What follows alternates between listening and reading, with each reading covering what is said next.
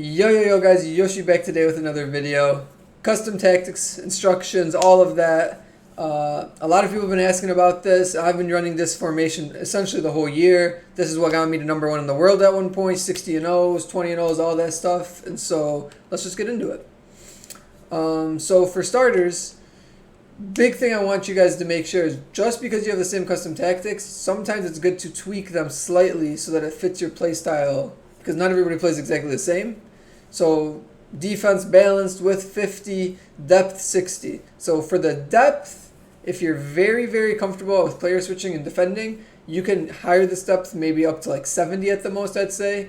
If you're not as comfortable on defense and you notice you're getting beat on through balls a little too much, maybe lower it down to like 50, I'd say. But I personally play 60. That's where I just found a nice balance at, in terms of going like being high enough up the field to win the ball, but not being too high that you're getting just constantly through balled. As for offense, we play balanced as well. I know a lot of people ask about direct passing.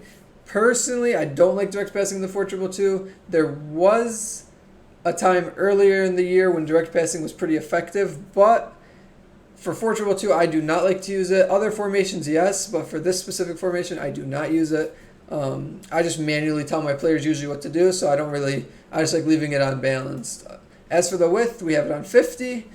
That is actually one big thing, is if you notice your wingers are getting into the box and overlapping your strikers too much and you're really not liking it, you can higher the width so that way your strikers get more of like their ISO one-on-one plays, like 2 strikers versus 2 CBs type thing.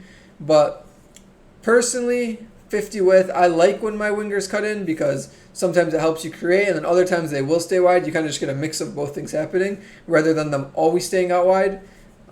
But if you're the type of person that rather your wingers stay more wide, you could honestly higher the depth all the way up to like 80, which might sound crazy. I know people that even have it up to 100. So like it really depends on your play style. I like to have the balance of sometimes cutting in, sometimes staying wide. So I leave it on 50. Players in the box, I put it on 6. And the reason I put it on 6 is because I play both of my CDMs on stay back, which we'll get into the instructions in a little bit. But so because I have them on 6 players in the box, but at the same time stay back, they naturally will come up the field a lot more. If I was to put this on like 4 or say 5 players in the box, they would sit way deeper. But that way when I lose the ball, they're already higher up the field to try to win it back quickly.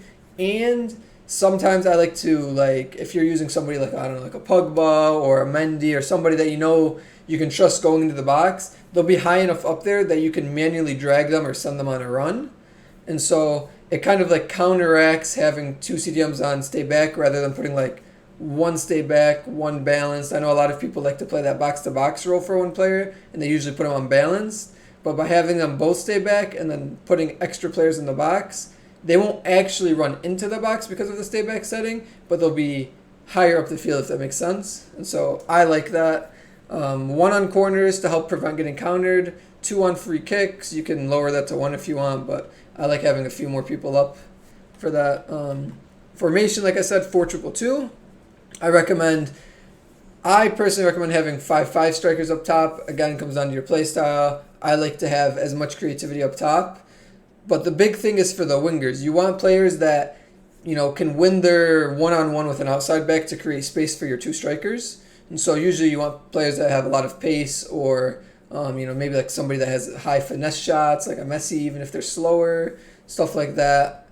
For the tactics, we have stay central on both strikers. I want my strikers to be in the middle. I don't want them drifting wide. That's why we have wingers. So I put them stay central. I want them to stay in the middle.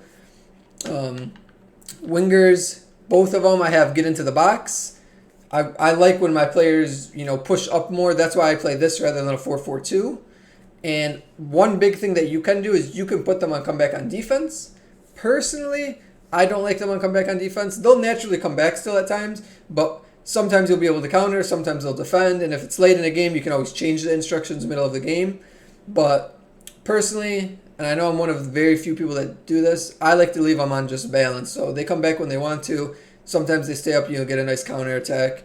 But I don't like them dropping back every single time, both of them. CDMs, I play cut passing lanes, stay back while attacking, and cover center.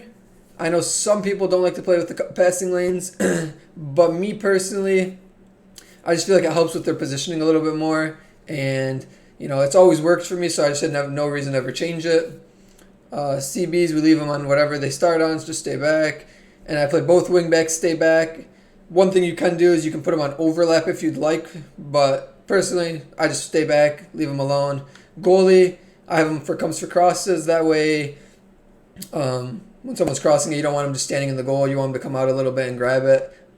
That way it helps you from getting dunked on. And that's basically what's worked for me. Those are my 4-2-2 tactics. If there's any other questions you guys have or anything else you'd like me to explain, feel free to drop a comment. Let me know what other formations you would like to see. And as always, stay blessed.